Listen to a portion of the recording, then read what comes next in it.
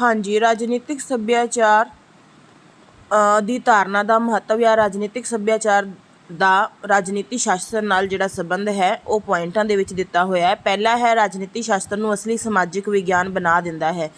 ਤਾਂ ਜਦੋਂ ਆਪਾਂ ਸਮਾਜਿਕ ਰਾਜਨੀਤੀ ਨੂੰ ਸਮਾਜ ਵਿੱਚ ਚੰਗੀ ਤਰ੍ਹਾਂ ਅਪਣਾ ਲੈਂਦੇ ਹਾਂ, ਯਾਨੀ ਕਿ ਰਾਜਨੀਤੀ ਨੂੰ ਆਪਣੇ ਜੀਵਨ ਦੇ ਵਿੱਚ ਡਾਲ ਲੈਂਦੇ ਹਾਂ, ਉਸ ਨੂੰ ਆਪਣਾ ਸੱਭਿਆਚਾਰ ਬਣਾ ਲੈਂਦੇ ਹਾਂ। ਜਿਵੇਂ ਆਪਾਂ ਮੇਲੇ ਤਿਉਹਾਰ ਮਨਾਉਂਦੇ ਹਾਂ, ਉਵੇਂ ਰਾਜਨੀਤੀ ਦੇ ਪ੍ਰਤੀ ਜਿਹੜਾ ਸੱਭਿਆਚਾਰ ਹੈ, ਇੰਡੀਪੈਂਡੈਂਸ ਡੇ, ਗਾਂਧੀ ਜਯੰਤੀ, ਤਾਂ ਜੋ ਵੀ ਰਾਜਨੀਤੀ ਦੇ ਪ੍ਰਤੀ ਫਰਜ਼ ਹੈਗੇ, ਵੋਟਰ ਦਿਵਸ ਹੋ ਗਿਆ, ਉਸ ਨੂੰ ਆਪਣੇ ਸਮਾਜ ਵਿੱਚ ਚੰਗੀ ਤਰ੍ਹਾਂ ਡਾਲ ਲੈਂਦੇ ਆ ਤਾਂ ਉਹ ਅਸਲੀ ਇੱਕ ਸਮਾਜਿਕ ਵਿਗਿਆਨ ਬਣ ਜਾਂਦਾ ਹੈ। ਤਾਂ ਰਾਜਨੀਤੀ ਵਿਗਿਆਨ ਨੂੰ ਅਸਲੀ ਸਮਾਜਿਕ ਵਿਗਿਆਨ ਬਣਾਉਣ ਵਾਲਾ ਜਿਹੜਾ ਵਿਸ਼ਾ ਹੈ ਉਹ ਹੈ ਰਾਜਨੀਤਿਕ ਸੱਭਿਆਚਾਰ। ਇਸ ਦਾ ਇਹ ਮਹੱਤਵ ਹੈ ਵੀ ਰਾਜਨੀਤੀ ਸਾਡੇ ਜੀਵਨ ਵਿੱਚ ਚੰਗੀ ਤਰ੍ਹਾਂ ਢਲ ਜਾਂਦੀ ਹੈ।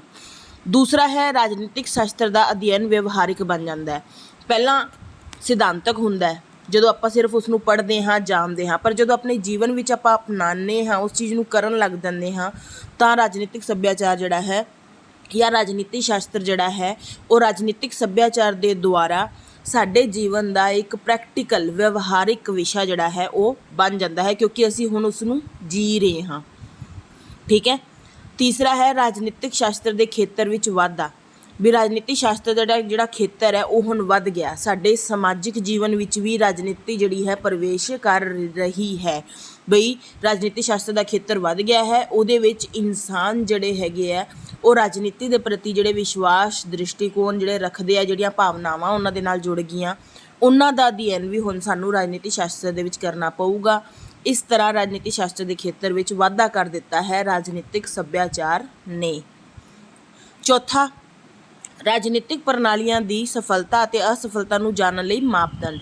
ਵੀ ਜਦੋਂ ਅਸੀਂ ਕਿਸੇ ਦੇਸ਼ ਵਿੱਚ ਜਾਵਾਂਗੇ ਤਾਂ ਜਿਸ ਦੇਸ਼ ਦਾ ਰਾਜਨੀਤਿਕ ਸੱਭਿਆਚਾਰ ਜ਼ਿਆਦਾ ਹੋਏਗਾ, ਯਾਨੀ ਕਿ ਲੋਕੀ ਜਿਹੜੇ ਆਪਣੇ ਦੇਸ਼ ਦੀ ਸਰਕਾਰ ਨੂੰ ਜ਼ਿਆਦਾ ਪਿਆਰ ਕਰਦੇ ਆ, ਹਰੇਕ ਸੱਭਿਆਚਾਰ ਪੂਰੀ ਇਮਾਨਦਾਰੀ ਨਾਲ ਨਿਭਾਉਂਦੇ ਆ ਵੀ ਹਾਂ ਅੱਜ ਤਾਂ ਵੋਟਰ ਡੇ ਹੈ, ਪੂਰੀ ਇਮਾਨਦਾਰੀ ਨਾਲ, ਕੋਈ ਵੀ ਉਹ ਛਲ ਕਪਟ ਨਹੀਂ ਉਹਦੇ ਵਿੱਚ ਕਰਦੇ। ਇਹਦਾ ਮਤਲਬ ਜਿਸ ਦੇਸ਼ ਦਾ ਰਾਜਨੀਤਿਕ ਸੱਭਿਆਚਾਰ ਜ਼ਿਆਦਾ, ਲੋਕਾਂ ਦੇ ਵਿੱਚ ਆਪਣੇ ਰਾਜਨੀਤਿਕ ਸੱਭਿਆਚਾਰ ਨੂੰ ਮਨਾਉਣ ਦੀ ਜ਼ਿਆਦਾ ਇੱਛਾ ਹੈ, ਉਹ ਰਾਜਨੀਤਿਕ ਪ੍ਰਣਾਲੀ ਵਧੇਰੇ ਸਫਲ ਹੋਏਗੀ।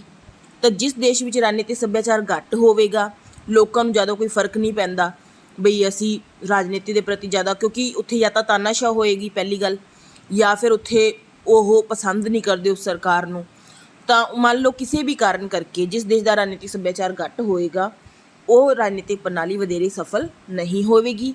ਜਿਸ ਦੇਸ਼ ਦਾ ਰਾਜਨੀਤਿਕ ਸੱਭਿਆਚਾਰ ਜ਼ਿਆਦਾ ਹੋਏਗਾ, ਉਹ ਦੇਸ਼ ਦੀ ਰਾਜਨੀਤਿਕ ਪ੍ਰਣਾਲੀ ਸਫਲ ਹੋਏਗੀ। ਇਹ ਹੋ ਗਿਆ ਮਾਪਦੰਡ। ਠੀਕ ਹੈ। ਉਸ ਤੋਂ ਬਾਅਦ ਆਉਂਦਾ ਪੰਜਵਾਂ ਪੁਆਇੰਟ, ਰਾਜਨੀਤੀ ਸ਼ਾਸਤਰ ਗਤੀਸ਼ੀਲ ਵਿਸ਼ਾ ਬਣ ਗਿਆ ਹੈ।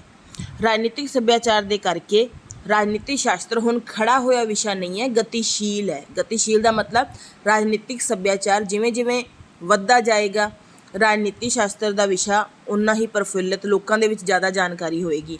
ਜਿਸ ਦੇਸ਼ ਦਾ ਰਾਜਨੀਤਿਕ ਸੱਭਿਆਚਾਰ ਘੱਟ ਹੋਵੇਗਾ, ਯਾਨੀ ਇਸ ਦਾ ਮਤਲਬ ਇਹ ਹੋਏਗਾ ਕਿ ਉਸ ਦੇਸ਼ ਦੇ ਲੋਕਾਂ ਨੂੰ ਉਸ ਦੇਸ਼ ਦੇ ਰਾਜਨੀਤੀ ਦੇ ਪ੍ਰਤੀ ਲਗਾਵ ਜਾਂ ਜਾਣਕਾਰੀ ਜ਼ਿਆਦਾ ਨਹੀਂ ਹੈ। ਤਾਂ ਰਾਜਨੀਤੀ ਸ਼ਾਸਤਰ ਹੁਣ ਇੱਕ ਖੜਾ ਹੋਇਆ ਵਿਸ਼ਾ ਨਹੀਂ ਹੈ, ਗਤੀਸ਼ੀਲ ਵਿਸ਼ਾ ਬਣ ਗਿਆ ਹੈ ਬਿਕੋਜ਼ ਆਫ ਰਾਜਨੀਤਿਕ ਸੱਭਿਆਚਾਰ। ਯਾਨੀ ਕਿ ਰਾਜਨੀਤੀ ਸ਼ਾਸਤਰ ਨੂੰ ਗਤੀਸ਼ੀਲ ਬਣਾਉਣ ਵਾਲੀ ਜਿਹੜੀ ਚੀਜ਼ ਹੈਗੀ ਹੈ ਉਹ ਕੀ ਹੈ? ਰਾਜਨੀਤਿਕ ਸੱਭਿਆਚਾਰ ਹੈ। ਤਾਂ ਇਸ ਦਾ ਹੋਣਾ, ਰਾਜਨੀਤਿਕ ਸੱਭਿਆਚਾਰ ਦਾ ਹੋਣਾ ਹਰ ਦੇਸ਼ ਦੇ ਵਾਸਤੇ ਜ਼ਰੂਰੀ ਬਣ ਗਿਆ ਹੈ, ਕਿਉਂਕਿ ਰਾਜਨੀਤੀ ਸ਼ਾਸਤਰ ਰਾਜਨੀਤਿਕ ਸੱਭਿਆਚਾਰ ਦੇ ਦੁਆਰਾ ਹੀ ਗਤੀਸ਼ੀਲ ਹੁੰਦਾ ਹੈ, ਲੋਕਾਂ ਦੇ ਅੰਦਰ ਸਮਾਜਿਕ ਜੀਵਨ ਵਿੱਚ ਆਉਂਦਾ ਹੈ। ਉਸ ਤੋਂ ਬਾਅਦ ਆਉਂਦਾ 6ਵਾਂ ਪੁਆਇੰਟ, ਮਾਨਵ ਸਮਾਜਾਂ ਦੀਆਂ ਭਿੰਨਤਾਵਾਂ ਨੂੰ ਜਾਣਨ ਵਿੱਚ ਸਹਾਈ। ਮਾਨਵ ਸਮਾਜ ਯਾਨੀ ਕਿ ਸਾਡਾ ਇਨਸਾਨਾਂ ਦਾ ਸਮਾਜ, ਇਹਦੇ ਵਿੱਚ ਜਿਹੜੀਆਂ ਵੀ ਭਿੰਨਤਾਵਾਂ ਪਾਈਆਂ ਜਾਂਦੀਆਂ, ਯਾਨੀ ਕਿ ਜਦੋਂ ਕੋਈ ਵੀ ਬੰਦਾ ਰਾਜਨੀਤਿਕ ਸੱਭਿਆਚਾਰ ਦਾ ਅਧਿਐਨ ਕਰਨ ਨਿਕਲੂਗਾ ਕਿਸੇ ਦੇਸ਼ ਦੇ ਵਿੱਚ, ਤਾਂ ਉੱਥੇ ਜਾ ਕੇ ਉਹ ਕੀ ਦੇਖੂਗਾ ਕਿ ਕਿਸੇ ਦੇਸ਼ ਦਾ ਰਾਜਨੀਤਿਕ ਸੱਭਿਆਚਾਰ ਜ਼ਿਆਦਾ ਵਧੀਆ ਹੈ, ਲੋਕੀ ਜ਼ਿਆਦਾ ਅਵੇਅਰ ਹੈ, ਕਿਸੇ ਦੇਸ਼ ਦਾ ਰਾਜਨੀਤਿਕ ਸੱਭਿਆਚਾਰ ਘੱਟ ਹੈ। ਤਾਂ ਇਸ ਦਾ ਕਾਰਨ ਕੀ ਹੈ? ਤਾਂ ਇਸ ਦਾ ਕਾਰਨ ਹੋਏਗਾ ਮਾਨਵ ਭਿੰਨਤਾਵਾਂ, ਯਾਨੀ ਕਿ ਜਿਸ ਦੇਸ਼ ਦੇ ਲੋਕ ਜ਼ਿਆਦਾ ਜਿਗਿਆਸੂ ਹੋਣਗੇ, ਆਪਣੇ ਦੇਸ਼ ਦੇ ਸਰਕਾਰ ਦੀ ਨੌਲੇਜ ਰੱਖਣਗੇ, ਤਾਂ ਆਪਣੇ ਆਪ ਨੂੰ ਉਸ ਵਿੱਚ ਸ਼ਾਮਿਲ ਕਰਨਗੇ, ਤਾਂ ਕਹਿਣ ਦਾ ਮਤਲਬ ਉਹ ਜ਼ਿਆਦਾ ਜਾਗਰੂਕ ਹੋਣਗੇ। ਠੀਕ ਹੈ। ਅਤੇ ਜਿਸ ਦੇਸ਼ ਦੇ ਲੋਕ ਜਿਹੜੇ ਹੈ ਉਹ ਰਾਜਨੀਤਿਕ ਸੱਭਿਆਚਾਰ ਪ੍ਰਤੀ ਜ਼ਿਆਦਾ ਅਵੇਅਰ ਨਹੀਂ ਹੋਣਗੇ, ਆਪਣੇ ਆਪ ਨੂੰ ਜ਼ਿਆਦਾ ਨੌਲੇਜਏਬਲ ਨਹੀਂ ਰੱਖਣਗੇ, ਉਸ ਦੇਸ਼ ਤੋਂ ਅਵੇਸਲੇ ਰਹਿਣਗੇ, ਤਾਂ ਕਹਿਣ ਦਾ ਮਤਲਬ ਰਾਜਨੀਤਿਕ ਸੱਭਿਆਚਾਰ ਕਿਸੇ ਦੇਸ਼ ਵਿੱਚ ਘੱਟ ਹੋਣ ਤੇ ਜ਼ਿਆਦਾ ਹੋਣ ਦਾ ਕਾਰਨ ਕੀ ਹੋਏਗਾ? ਮਾਨਵ ਭਿੰਨਤਾਵਾਂ, ਬਈ ਲੋਕਾਂ ਦਾ ਸੁਭਾਅ। ਤਾਂ ਲੋਕਾਂ ਦਾ ਸੁਭਾਅ ਅਸੀਂ ਜਦੋਂ ਰਾਜਨੀਤਿਕ ਸੱਭਿਆਚਾਰ ਦੀ ਸਟੱਡੀ ਕਰਦੇ ਹਾਂ ਤਾਂ ਅਸੀਂ ਇਹ ਪਾਉਂਦੇ ਹਾਂ ਕਿ ਮਾਨਵ ਸਮਾਜ ਦੇ ਵਿੱਚ ਭਿੰਨਤਾਵਾਂ ਪਾਈਆਂ ਜਾਂਦੀਆਂ ਹਨ। ਕਈ ਲੋਕ ਵਧੇਰੇ ਜਾਗਰੂਕ ਅਤੇ ਉਤਸੁਕ ਹੁੰਦੇ ਹਨ, ਆਪਣੇ ਦੇਸ਼ ਦੇ ਵਾਸਤੇ ਉਤਸ਼ਾਹਿਤ ਹੁੰਦੇ ਹਨ, ਉਤਸੁਕ ਨਹੀਂ ਉਤਸ਼ਾਹਿਤ ਹੁੰਦੇ ਹਨ, ਅਤੇ ਕਿਸ ਦੇਸ਼ ਦੇ ਲੋਕ ਜਿਹੜੇ ਹੈ ਉਹ ਜ਼ਿਆਦਾ ਕੀ ਹੈ ਅਵੇਸਲੇ ਜੇ ਲੇਜ਼ੀਨੈਸ ਜੇ ਰਹਿੰਦੇ ਹੈ, ਉਹਨਾਂ ਨੂੰ ਕੋਈ ਫਰਕ ਨਹੀਂ ਪੈਂਦਾ। ਤਾਂ ਰਾਜਨੀਤਿਕ ਸੱਭਿਆਚਾਰ ਦਾ ਅਧਿਐਨ ਕਰਨ 'ਤੇ ਸਾਨੂੰ ਇਹ ਪਤਾ ਚੱਲਦਾ ਹੈ ਕਿ ਮਾਨਵ ਸਮਾਜ ਵਿੱਚ ਭਿੰਨਤਾਵਾਂ ਹੁੰਦੀਆਂ ਹਨ, ਜਿਸ ਕਰਕੇ ਕਿਸੇ ਦੇਸ਼ ਵਿੱਚ ਰਾਜਨੀਤਿਕ ਸੱਭਿਆਚਾਰ ਦਾ ਵਿਕਾਸ ਜ਼ਿਆਦਾ ਹੁੰਦਾ ਹੈ, ਕਿਸੇ ਦੇਸ਼ ਵਿੱਚ ਘੱਟ ਹੁੰਦਾ ਹੈ। ਅਗਲਾ ਪੁਆਇੰਟ ਆਉਂਦਾ ਹੈ 7ਵਾਂ ਪੁਆਇੰਟ, ਸੂਖਮ ਅਤੇ ਵਿਸ਼ਾਲ ਅਧਿਐਨ ਵਿੱਚ ਸੁਮੇਲ। ਰਾਜਨੀਤਿਕ ਸੱਭਿਆਚਾਰ ਦੀ ਧਾਰਨਾ ਦੇ ਕਰਕੇ ਹੀ ਜਿਹੜਾ ਹੈ ਅਸੀਂ ਦੇਖਦੇ ਹਾਂ ਜਦੋਂ ਵਿਸ਼ਾਲ ਅਧਿਐਨ ਕਰਦੇ ਹਾਂ ਤਾਂ ਉਦੋਂ ਰਾਜਨੀਤਿਕ ਸੱਭਿਆਚਾਰ ਦਾ ਅਸੀਂ ਮੋਟਾ ਅਧਿਐਨ ਕਰਦੇ ਹਾਂ, ਪਰ ਜਦੋਂ ਡੂੰਘਾ ਅਧਿਐਨ ਕਰਨਾ ਹੋਵੇ ਕਿਸੇ ਦੇਸ਼ ਦਾ, ਡੂੰਘਾ ਮਤਲਬ ਵੀ ਚੰਗੀ ਤਰ੍ਹਾਂ ਰਾਜਨੀਤੀ ਕਿੰਨੀ ਕੁ ਸਫਲ ਹੈ ਕਿੰਨੀ ਕੁ ਨਹੀਂ, ਤਾਂ ਅਸੀਂ ਸੂਖਮ ਅਧਿਐਨ ਦੇ ਵਾਸਤੇ ਰਾਜਨੀਤਿਕ ਸੱਭਿਆਚਾਰ ਦਾ ਅਧਿਐਨ ਕਰਨਾ ਜ਼ਿਆਦਾ ਜ਼ਰੂਰੀ ਬਣ ਜਾਂਦਾ ਹੈ।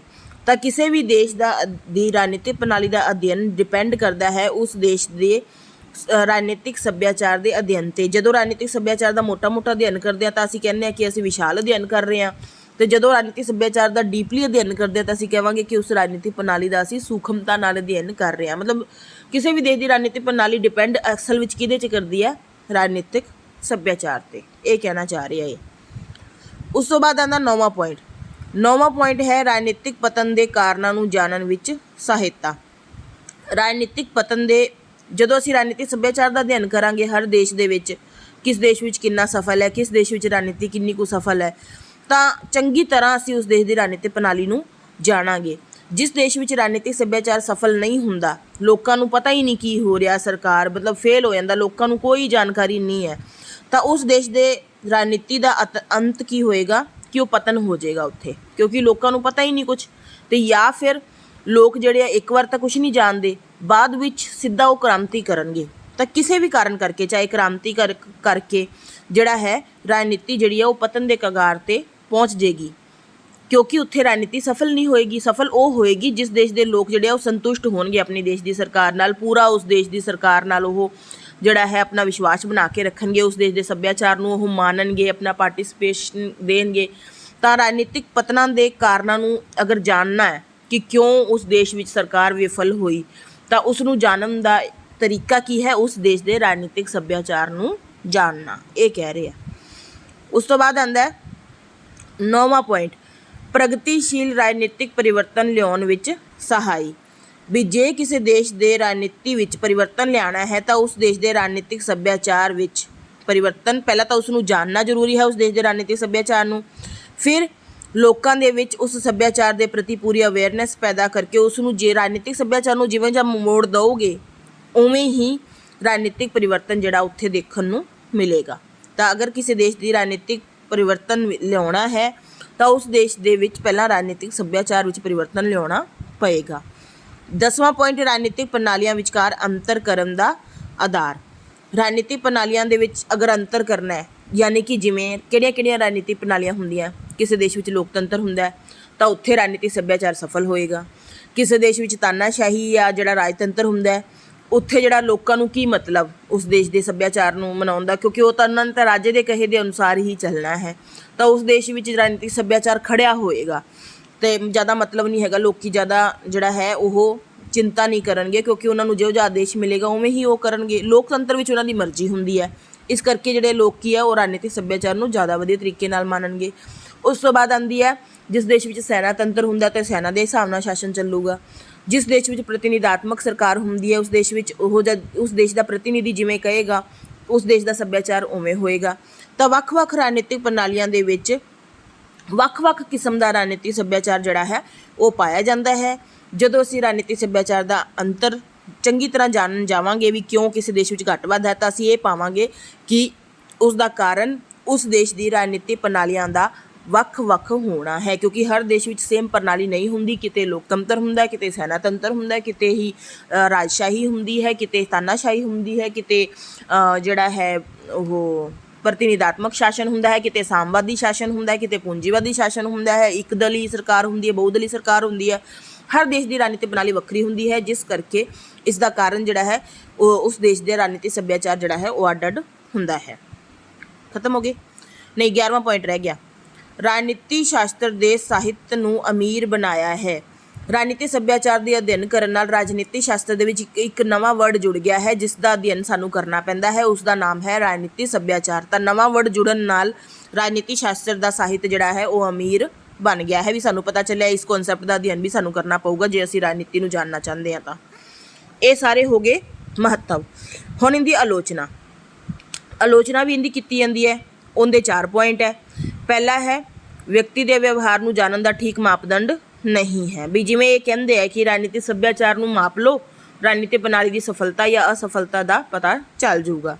ਪਰ ਰਾਜਨੀਤਿਕ ਸੱਭਿਆਚਾਰ ਆਪਾਂ ਕਿਵੇਂ ਮਾਪਾਂਗੇ? ਬੰਦਿਆਂ ਤੋਂ ਹੀ ਪੁੱਛਾਂਗੇ ਨਾ, ਉੱਥੋਂ ਦੇ ਜਾ ਕੇ ਵੀ ਹਾਂ ਬਈ ਦੱਸ ਤੈਨੂੰ ਕਿੰਨਾ ਕੁ ਲਗਾਵ ਹੈ, ਕਿੰਨਾ ਕੁ ਤੂੰ ਸੈਲੀਬ੍ਰੇਟ ਕਰਦਾ ਆਪਣੇ ਦੇਸ਼ ਦੀ ਰਾਜਨੀਤੀ ਦੇ ਸੱਭਿਆਚਾਰ ਨੂੰ। ਤਾਂ ਬੰਦਿਆਂ ਦਾ ਜਿਹੜਾ ਵਿਵਹਾਰ ਹੈ, ਯਾਨੀ ਕਿ ਵਿਅਕਤੀ ਦਾ ਜਿਹੜਾ ਵਿਵਹਾਰ ਹੈ, ਉਹਨੂੰ ਅਸੀਂ ਕਿਵੇਂ ਮਾਪੀਏ, ਉਹ ਪੈਮਾਨਾ ਨਹੀਂ ਹੈ ਸਾਡੇ ਕੋਲ। ਪਹਿਲੀ ਗੱਲ, ਠੀਕ ਹੈ, ਮਾਪਦੰਡ ਨਹੀਂ ਹੈ। ਦੂਸਰਾ, ਅਸਪਸ਼ਟ ਵਿਚਾਰਧਾਰਾ। ਰਾਜਨੀਤਿਕ ਸੱਭਿਆਚਾਰ ਦੀ ਵਿਚਾਰਧਾਰਾ ਅਸਪਸ਼ਟ ਹੈ। ਇਸ ਦੀ ਕੋਈ ਸਰਵ ਪ੍ਰਮਾਣਿਤ ਪਰਿਭਾਸ਼ਾ ਨਹੀਂ ਹੈ। ਹਰ ਵਿਅਕਤੀ, ਹਰ ਵਿਦਵਾਨ ਇਸ ਦੀ ਆਪਣੇ ਆਪਣੇ ਤਰੀਕੇ ਨਾਲ ਵੱਖ-ਵੱਖ ਪਰਿਭਾਸ਼ਾ ਦਿੰਦਾ ਹੈ। ਤਾਂ ਜਿਹੜਾ ਵੀ ਵਿਅਕਤੀ ਇਸ ਦਾ ਅਧਿਐਨ ਕਰੂਗਾ ਜਾਂ ਇਸ ਨੂੰ ਜਾਣਨ ਦੀ ਕੋਸ਼ਿਸ਼ ਕਰੂਗਾ, ਉਹ ਇੰਨੇ ਸਾਰੀ ਪਰਿਭਾਸ਼ਾਵਾਂ ਨੂੰ ਪੜ੍ਹ ਕੇ ਕਨਫਿਊਜ਼ ਹੋ ਜਾਏਗਾ। ਤੀਸਰਾ, ਆਮ ਸੱਭਿਆਚਾਰ ਅਤੇ ਰਾਜਨੀਤਿਕ ਸੱਭਿਆਚਾਰ ਵਿੱਚ ਲਾਈਨ ਖਿੱਚਣੀ ਔਖੀ ਹੈ। ਜਿਵੇਂ ਕਿ ਸੱਭਿਆਚਾਰ ਸਾਨੂੰ ਪਤਾ ਹੀ ਹੈ, ਹਰੇਕ ਮੇਲਾ ਤਿਉਹਾਰ, ਤਾਂ ਉਹਦੇ ਵਿੱਚੋਂ ਕਿਹੜੇ ਰਾਜਨੀਤੀ ਨਾਲ ਸੰਬੰਧਿਤ ਮੇਲੇ ਤਿਉਹਾਰ ਹੈ, ਉਹਦੇ ਵਿੱਚ ਲਾਈਨ ਖਿੱਚਣੀ ਔਖੀ ਹੋ ਜਾਂਦੀ ਹੈ ਰਾਜਨੀਤੀ ਵਾਲੇ, ਜਦਕਿ ਹਲਕੀ ਜਿਹੀ ਲਾਈਨ ਹੁੰਦੀ ਹੈ ਇਹਨਾਂ 'ਚ, ਪਰ ਕਈ ਵਾਰੀ ਇਹ ਮਿਕਸ ਹੋ ਜਾਂਦੇ ਆ। ਆਮ ਸੱਭਿਆਚਾਰ ਅਤੇ ਰਾਜਨੀਤਿਕ ਸੱਭਿਆਚਾਰ ਵਿੱਚ ਫਰਕ ਕਰਨਾ ਔਖਾ ਹੈ। ਵੈਸੇ ਮੈਂ ਤੁਹਾਨੂੰ ਸਿੱਧੇ ਦੱਸਾਂ ਤਾਂ ਆਮ ਸੱਭਿਆਚਾਰ ਦੀਵਾਲੀ, ਹੋਲੀ ਵਗੈਰਾ ਸਾਰੇ ਤਿਉਹਾਰ ਹੋ ਗਏ, ਅਤੇ ਰਾਜਨੀਤਿਕ ਸੱਭਿਆਚਾਰ ਜਿਵੇਂ ਵੋਟਰ ਡੇ ਹੋ ਗਿਆ, ਵੋਟ ਪਾਉਣ ਜਾਣੀ ਹੈ, ਅਤੇ ਆਪਣਾ ਵੋਟਰ ਡੇ ਹੋ ਗਿਆ, ਅਤੇ ਇੰਡੀਪੈਂਡੈਂਸ ਡੇ, ਗਣਤੰਤਰ ਦਿਵਸ, ਗਾਂਧੀ ਜਯੰਤੀ, ਤਾਂ ਵੀ ਥੋੜ੍ਹਾ ਜਿਹਾ ਹੀ ਫਰਕ ਹੈ, ਇਸ ਕਰਕੇ ਲਾਈਨ ਖਿੱਚਣੀ ਔਖੀ ਹੋ ਜਾਂਦੀ ਹੈ। ਚੌਥਾ, ਇਹ ਕੋਈ ਨਵੀਂ ਵਿਚਾਰਧਾਰਾ ਨਹੀਂ ਹੈ। ਇਹ ਕਨਸੈਪਟ ਬਹੁਤ ਪੁਰਾਣਾ ਹੈ, ਪਰ ਇਸ ਨੂੰ ਨਵਾਂ ਕਿਹਾ ਜਾ ਰਿਹਾ ਹੈ। ਇਹ ਤਾਂ ਉਦੋਂ ਤੋਂ ਹੀ ਜੁੜ ਗਿਆ ਸੀ ਸਾਡੇ ਨਾਲ, ਜਦੋਂ ਤੋਂ ਰਾਜਨੀਤੀ ਸ਼ੁਰੂ ਹੁੰਦੀ ਹੈ, ਤਾਂ ਇਸ ਨੂੰ ਨਵਾਂ ਕਨਸੈਪਟ ਕਹਿਣਾ ਠੀਕ ਨਹੀਂ ਹੈ। ਇਹ 4 ਪੁਆਇੰਟਾਂ 'ਤੇ ਇਹਦੀ ਆਲੋਚਨਾ ਕੀਤੀ ਜਾਂਦੀ ਹੈ। ਠੀਕ ਹੈ, ਓਕੇ ਬੇਟਾ।